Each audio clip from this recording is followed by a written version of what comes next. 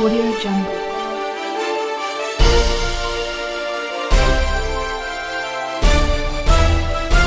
Audio Jungle. नमस्कार दोस्तों, good morning. एक बार फिर से आपका स्वागत है आपके अपने YouTube चैनल विनायक पलसाना के ऊपर। और पिछले क्लास में अपन जो डिस्कस कर रहे थे दोस्तों, वो बिंदु था अपना परमाणु मॉडल। और परमाणु मॉडल में अपन ने जो मॉडल पढ़ा था वो था साहब थॉमसन का परमाणु मॉडल। और आज अपन आगे बढ़ने वाले हैं। थॉमसन के बाद में अपन आज पढ़ेंगे रदरफोर्ड का परमाणु मॉडल, बोर का परमाणु मॉडल। ये दो चीजें अपने को जाननी है। तो दोस्तों देखिए, सबसे पहले बात अगर अपन ने की थॉमसन की कर ली, और यदि आज मैं आपसे बात करूं तो आज अपना जो टॉपिक या बिंदु रहने वाला है वो है दोस्तों रदरफोर्ड का परमाणु मॉडल। रदरफोर्ड का परमाणु मॉडल। आप तुरंत कमेंट करें दोस्तों, कल की क्लास में अपन ने देखा था इस मॉडल के अन्य क्या नाम थे। जल्दी से मेरे को इसके अन्य नाम जो हैं वो कमेंट करें कि इस रदरफोर्ड का जो परमाणु मॉडल था इसे अन्य किन किन नामों से जाना जाता है। तुरंत कमेंट करें, फिर मैं बढ़ता हूं अपने टॉपिक की ओर। तो दोस्तों इसके अन्य नाम आपने देखे, आपने क्या क्या नाम पढ़ा है। आपने कहा इसको कहते हैं अल्फा प्रकीर्णन प्रयोग, स्वर्ण पन्नी प्रयोग, और उसके अलावा क्या था दोस्तों, वो सारी जो बातें थी अपन ने पढ़ी हैं पिछले वीडियो में। और अब अपन पढ़ेंगे रदरफोर्ड के परमाणु मॉडल की खास बातें। पिछले वीडियो में अपन ने बात की इसे क्यों अपन ने रदरफोर्ड का परमाणु मॉडल है जिसे अपन अल्फा प्रकीर्णन प्रयोग क्यों कहते हैं। फिर अपन ने बात की थी दोस्तों अल्फा प्रकीर्णन क्या होता है। देखो दोस्तों, बात कर रहे थे अपन कि साहब थॉमसन साहब में कमी देखी गई, और वो ये देखा गया कि ये प्लस और माइनस कैसे एक दूसरे को एडजस्ट करते हैं। चलिए रदरफोर्ड की बात करूं मैं, तो रदरफोर्ड ने किया क्या, पहले मैं वो प्रयोग बता रहा हूं। इसने क्या किया दोस्तों, इसने एक ये ली सोने की पन्नी, मान लीजिए मैं थोड़ा डायग्राम बना के बता रहा हूं, आप इसको देखें। इधर इसने कवर कर दिया इसको, ताकि जब भी कोई विक्षेप हो तो वो इसको दिखाई दे।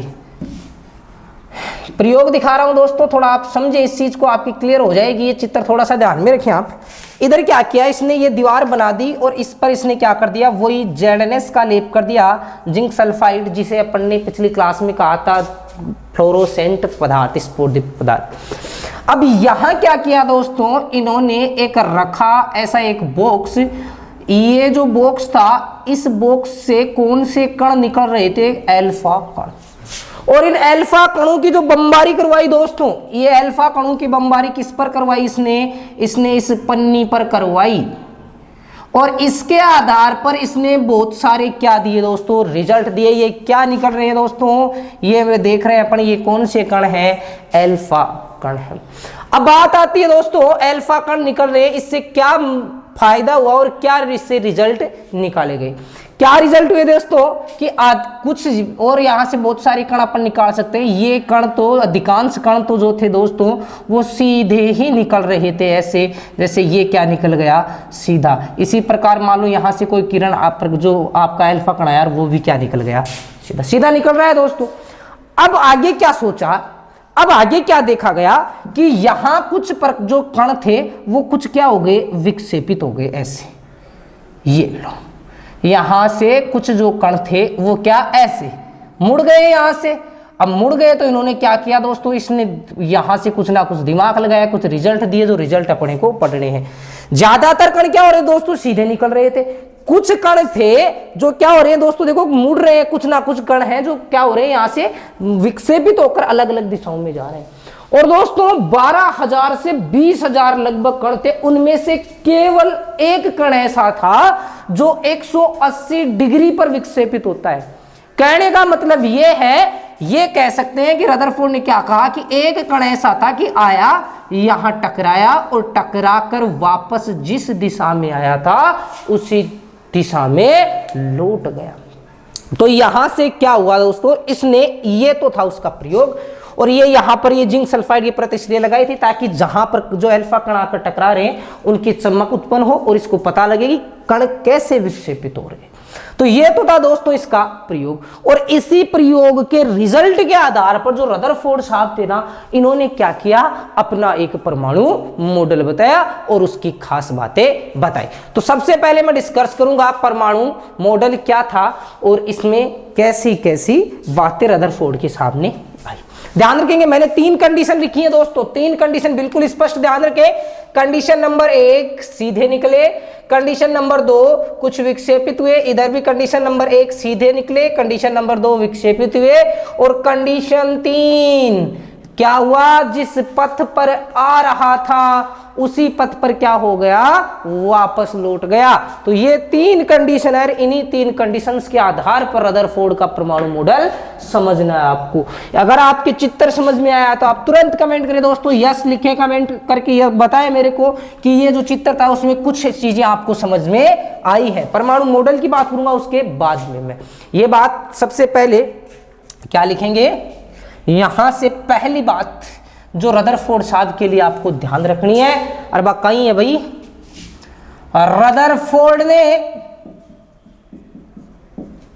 स्वर्ण पन्नी, यानी स्वर्ण पन्नी को मतलब ओरम एयू सोने की पन्नी, और ये पतली पन्नी थी जिसकी मोटाई रखी गई दोस्तों 100 nm लगभग अप्रोक्सीमेटली। अब ज्ञान अठ्यागो भाई वो एनएम का ही चक्कर है, तो एनएम को मतलब है दोस्तों, ये मैं थोड़ा क्लियर कर देता हूं आपको इधर। एनएम का मतलब क्या है, 100 nm।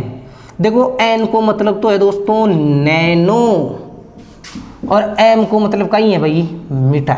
मीटर तो का को मात्रक है, लंबाई को फिजिक्स में पढ़ा ला आप। जिस दिन फिजिक्स पढ़ेंगे और फिजिक्स में पहली यूनिट पढ़ेंगे मात्रक एवं विमा, और मात्रक एवं विमाओं में अपन देखेंगे किस प्रकार मात्रक एक दूसरे में चेंज किए जाते हैं। तो आप धैर्य बनाए रखें और समझे इस चीज को कि क्या लिख रहा हूं।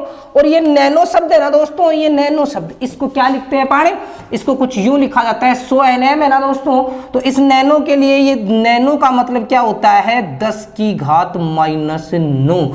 तो जहां जहां नैनो है ना दोस्तों, अपन क्या कर सकते हैं, वहां 10 की घात -9 लगा सकते हैं। यदि अपन किसमें बदलना चाहें, मीटर में, तो कैसे बदलूंगा दोस्तों, ये क्या है 100 nm यानी 100 नैनोमीटर।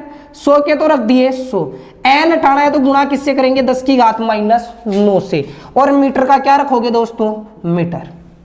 ये हो सकता है आपको कई बार बढ़िया लेवल के एग्जाम दे रहे हो उसमें, और ये नैनोमीटर में तो वैसे बुक्स में मिलता है आपको। मान लो वो एग्जामिनर हो, वो आपका और भी थोड़ा डीपली नॉलेज चेक करना चाह रहा हो, तो वो क्या करेगा, वो आपको कंफ्यूज करेगा। कैसे, ये नैनोमीटर में देगा नहीं, फिर आपको ये मीटर में रख देगा, सेंटीमीटर में रख देगा, तो वो आपको कन्वर्ट करना आना चाहिए। कैसे कन्वर्ट करेंगे वो देखो। इसको क्या 10 की घात 2 लिख सकता हूं क्या मैं, ये कितनी है 10 की घात -9। एक बार पहले भी चर्चाएं की थी अपन, और फिर चर्चा कर रही हूं। एक का की है भाई आ माइनस की है, ओ का को है प्लस को, आधार का ही है दोनों का समान, आधार का ही है दोनों का समान। अगर आधार समान है तो दोनों की घातें क्या हो जाएंगी, जुड़ जाएंगी। 2 और -9 जोड़ा जाए बस बच्ची कहता भाई 10 की घात -7 मीटर। तो अपने 100 nm को यदि दोस्तों मैं आपके सामने लिखना चाहूं तो क्या मैं ये चीज लिख सकता हूं, अगर आपको समझ में आया होगा ये। वैसे अपन इसका एक अलग से बिंदु रखेंगे, एक अलग वीडियो होगा 100 nm, या फिर इसे क्या लिखोगे आप 10 की घात -7 मीटर रख सकता हूं क्या। आप याद रखेंगे दोस्तों इस चीज को, अगर आपका कोई भी क्वेश्चन बने तो ये आपको चेंज करना आना चाहिए। और कई बार घरानी की जरूरत पड़ जाए, ये भैया की कोई सगाई पताई के अंदर ही जरूरत पड़ जाए, कोई मान लो देख बड़ो आइडो है और वो थाने सीधी बात आई पूछ ली कि भाई हाँ बता, मान लो साइंस से ही हो सकता है साइंस आप लोगों को पूछ लेता कि भाई बता काई करेगा विनायक कोचिंग पढ़ा पढ़ा करूँ। और अगर पढ़ता है तो फिर ये बता राजस्थान पुलिस की तैयारी कर रहा हूँ, पटवारी की तैयारी कर रहा हूँ, और उसने ये कह दिया कि चल बता भाई नैनोमीटर को, मान लो 100 नैनोमीटर में कितने मीटर होंगे, तो वहाँ ऐसी समस्याएं नहीं आनी चाहिए। भाई मेरी दोस्ता की सगाई टूटा, मेरा बर्दाश्त को, तो अच्छी जान सीख लो पहले अपने, ठीक है। चलो नेक्स्ट देखिए, रदरफोर्ड ने क्या लिखा है अभी, स्वर्ण पन्नी जिसकी मोटाई ये थी पर अल्फा कणों की बौछार करवाई, अल्फा कणों की बौछार, या मैं बोल सकता हूं बमबारी करवाई। पहली बात, सीधी बात, रदरफोर्ड ने किया क्या अपने प्रयोग में, सोने की पतली सीट, पतली पन्नी ली और उस पर क्या किया दोस्तों, अल्फा जो कण थे उनकी क्या करवाई, बौछार करवाई, तथा इसके आधार पर जो इसने देखा, इसने जो वहां पर प्रेक्षण किए, उन प्रेक्षण में जो देखा उनमें, उनके आधार पर, इसके आधार पर कुछ निष्कर्ष निकाले साहब। रदरफोर्ड ने सोने की पन्नी थी पतली, उस पर अल्फा कणों की बौछार करवाई और जो उसने देखा उसे रिजल्ट में बना दिया और वो रिजल्ट ही क्या बन गया, फिर उसके परमाणु का मॉडल। और 3 बातें खास बताई हैं दोस्तों मैंने, देखी इस वीडियो में, अपनी जो क्लास है उसमें मैंने अभी जो चित्र बनाया था उसमें 3 बातें खास बताई थी। इसने क्या कहा, पहली बात, पहला परीक्षण क्या था दोस्तों, अधिकांश कण क्या निकल गए, सीधे। तो ये लीजिए, अधिकांश कण सीधे निकल गए।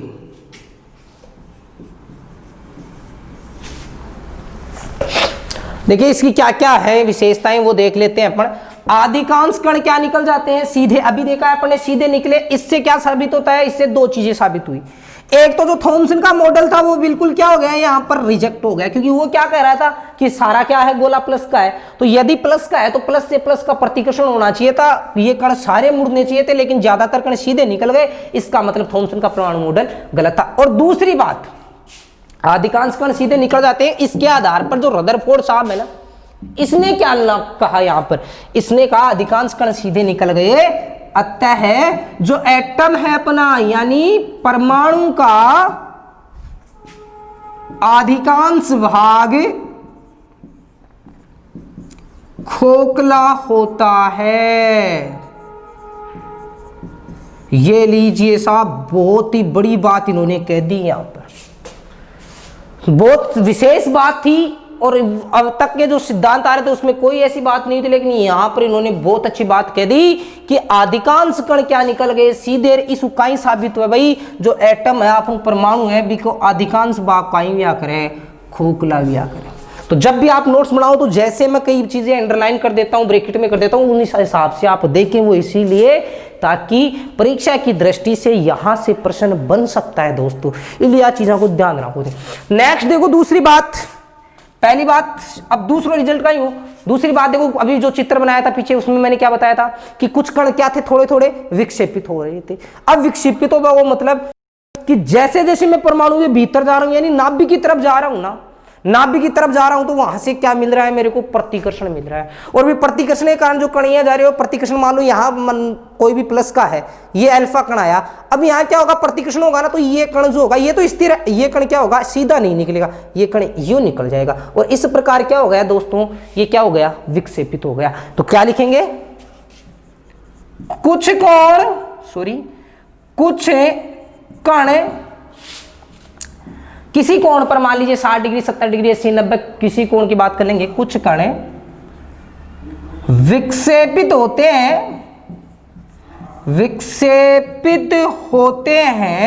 अब इस चीज का साबित हो, देखो भाई, कुछ कण विक्षेपित होते हैं, अतः ये कह सकते हैं अपन कि जो धनावेश होता है वो किसमें नहीं होता है, पूरे परमाणु में नहीं होता है, धनावेश मध्य भाग में पाया जाता है। अतः परमाणु के मध्य भाग में, जिसे क्या नाम दिया था दोस्तों, नाभिक नाम देंगे अपन, परमाणु के मध्य भाग में धनावेश पाया जाता है। सबसे बड़ा यही मिलेगा आपको, रदरफोर्ड और बोर समझ लीजिए आप, तो सबसे ज्यादा कंपटीशन के एग्जाम इन्हीं के आसपास घूमते रहते हैं। तो एक बार देख लें आप इनको, मैंने क्या कहा है, अधिकांश भाग जो अपन ने चित्र देखा था उसी का मैं पालन कर रहा हूं। सीधे क्यों निकले, खोखला था। कुछ कण क्या हो रहे थे, विक्षेपित। विक्षेपित क्यों हो रहे थे भाई, अगर कुछ विक्षेपित क्यों हो रहा है तो विक्षेपित होगा जवाब अपन का मिल गो भाई, कुछ कण विक्षेपित होते हैं, अतः क्या मिल गया अपने को, परमाणु के मध्य भाग में क्या पाया जाता है, ये प्लस जो वो बता रहा था थॉमसन सारे में, वो सारे में नहीं, बीच वाले पार्ट में क्या पाया जाता है, कोई ना कोई प्लस की चीज पाई जाती है। तुरंत आप इसका स्क्रीनशॉट ले, बहुत खास बातें लिखिए दोस्तों, आप एक एक बिंदु एक एक अक्षर जो है इनका अक्षरशः उतारे, अगर आप नोट्स बना रहे हो तो बहुत खास बातें, बहुत अच्छे प्रश्न यहां से बनते हैं। बार बार कह रहा हूं, रदरफोर्ड ये जो परमाणु मॉडल है, रदरफोर्ड और बोर परमाणु मॉडल, ये मान लीजिए क्वेश्चन उठाने की दृष्टि से बहुत ही अच्छे प्रश्न बन सकते हैं यहां से। तो तुरंत आप इसका स्क्रीनशॉट लें, फिर मैं बढ़ता हूं दोस्तों आगे। अगली जो बात बताई, जो अपना डिसीजन निकलेगा, तीसरा निष्कर्ष यहां से आप देखते रहे, निष्कर्ष की बात कर रहे हैं अपन, निष्कर्ष 2 हो गए, और यदि तीसरा निष्कर्ष यहां से देखें अपन तो आप क्या कहेंगे दोस्तों। तीसरा निष्कर्ष मैंने क्या कहा था, कितने, लगभग 12,000 से 20,000 में से केवल एक अल्फा कण ऐसा था जो टकरा कर वापस लौट रहा था, और यहां से क्या निकालेंगे रिजल्ट, और तीसरा देखो रिजल्ट वही, सारे रिजल्ट महत्वपूर्ण है, ध्यान से देखो, ध्यान से समझना इन चीजों को। तीसरा रिजल्ट देखा तो तीसरा रिजल्ट इसके बारे में कहेंगे, 12,000 से 20,000 में से एक कण टकरा कर, सोने की पन्नी से टकराएगा, टकरा कर वापस अपने ही मार्ग में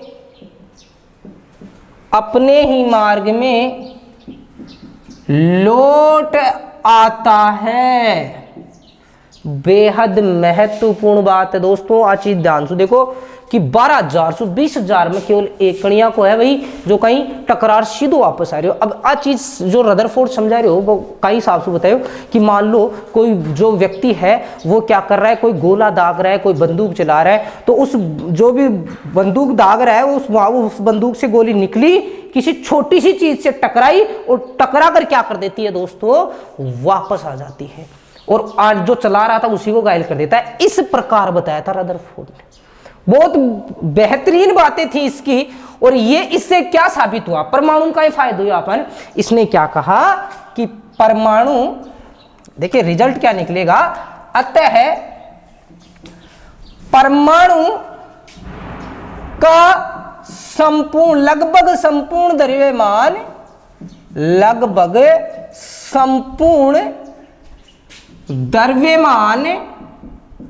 उसके मध्य यानी बीच में होता है, मध्य में होता है, जिसे क्या नाम दिया गया दोस्तों, नाभिक कहा गया।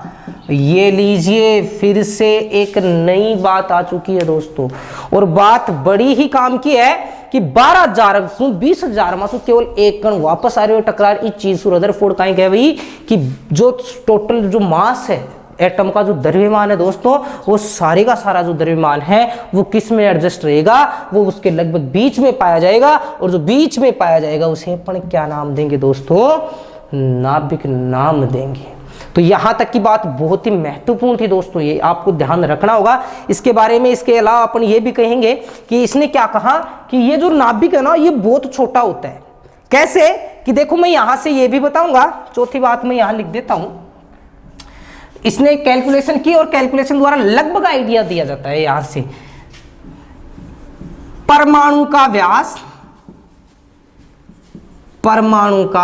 व्यास और ये कितना होता है, लगभग 10⁻⁻10 मीटर, और 10⁻⁻10 मीटर ना कहीं कैसे भाई आप, एक एंगस्ट्रोम, 10⁻⁻10 मीटर नहीं, हिंदी में दूसरा नाम कहीं है भाई, एक एंगस्ट्रोम।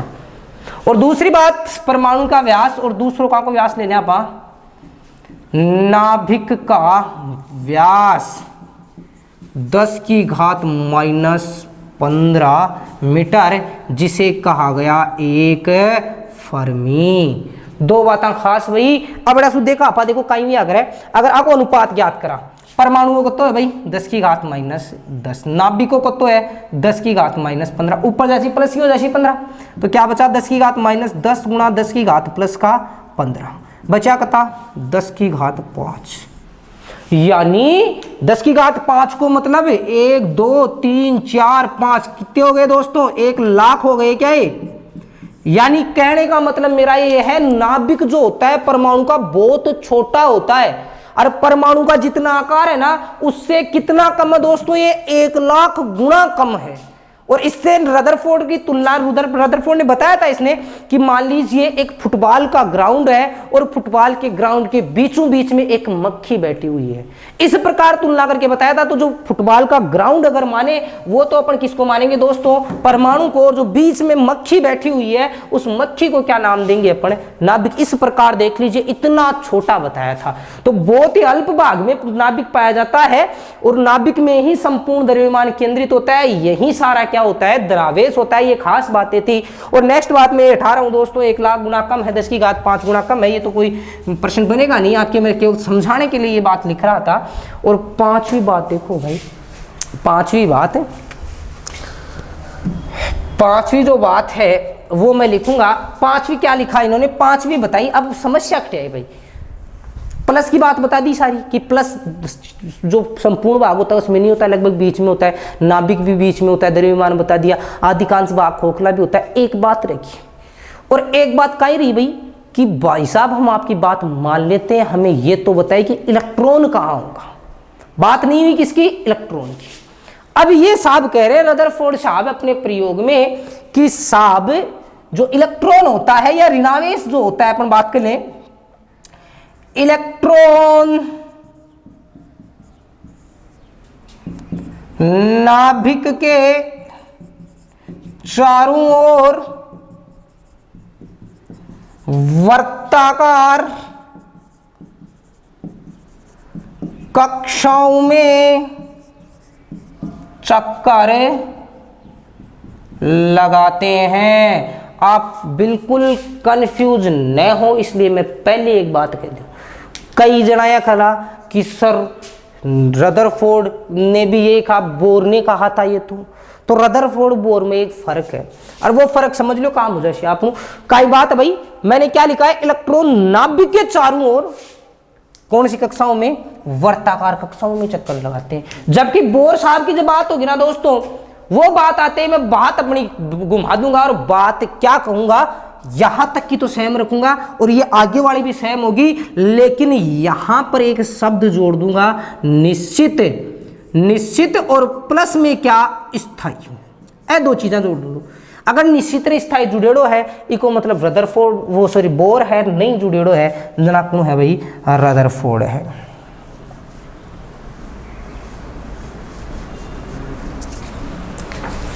चलिए बहुत अच्छी बात, अब तक किसी ने नहीं कहा था इलेक्ट्रॉन क्या काम करता है। एक ही लाइन में इसने दशा और दिशा दोनों बदल दी, किसकी, परमाणु के बारे में। वो कहते हैं ना कि हम उनके हुस्न में कुछ इस प्रकार खो जाते हैं, हम उनके हुस्न में कुछ यूं खो जाते हैं कि उनको बताने में जमाने लग जाते हैं। और एक वो है जो पलके उठाते हैं और एक ही बार में सब कुछ कह जाते हैं। तो दोस्तों ये एक ही बात में बहुत सारी बातें बता दी, यानी केमिस्ट्री को हिला के रखने वाली बात, इलेक्ट्रॉन की स्थिति के बारे में, इलेक्ट्रॉन क्या करते हैं, चक्कर लगाते हैं। उसके बाद में देखिए और भी बहुत सारी बातें मैं इसमें करने वाला हूं। अभी आप धैर्य बनाए रखिए, वीडियो थोड़ा सा हो सकता है ये लंबा हो 2-5 मिनट, तो उसके लिए आप बिल्कुल अपने पेशेंस न खोएं।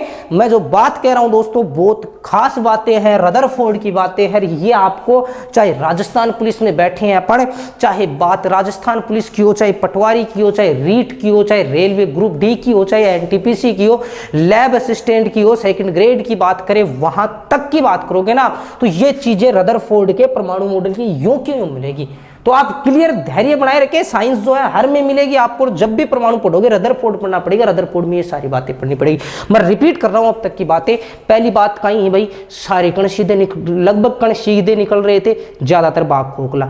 दूसरा कुछ कण विक्षेपित मतलब बीच में धनावेश। तीसरो टकरा कर एक कण वापस आ रहा है, कहीं साबित हो कि बीच में जो चीज है वो बहुत ही क्या है, भारी है। उसे क्या नाम दिया, नाभिक, जिसमें परमाणु का संपूर्ण द्रव्यमान पाया जाएगा। चौथी बात कहीं बताओ, परमाणु का व्यास 10 की घात -10 मीटर और नाभिक को व्यास कतो या करे 10 की घात -15 मीटर। इन्हें एक एंगस्ट्रॉम क्या करा, इन्हें एक फर्मी क्या करा। और अगली खास बात का बताओ, इलेक्ट्रॉन नाभिक के चारों ओर, इलेक्ट्रॉन की स्थिति के बारे में क्या कहा इसने, इलेक्ट्रॉन क्या करता है नाभिक के चारों ओर वर्ताकार कक्षाओं में क्या करता है, गति करता है। और एक खास बात और बताई इसने क्या बताई कि वर्ताकार कक्षा में गति कर रहा है, बहुत अच्छी बात है। और इसने क्या कहा, उसी का थॉमसन का पालन करूंगा। अब लास्ट बात जो इसमें लिख रहा हूं वो क्या होगा,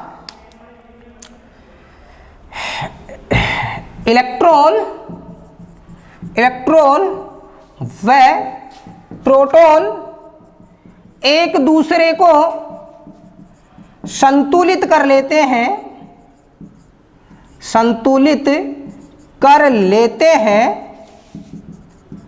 अतः परमाणु दोस्तों क्या विद्युत उदासीन होता है।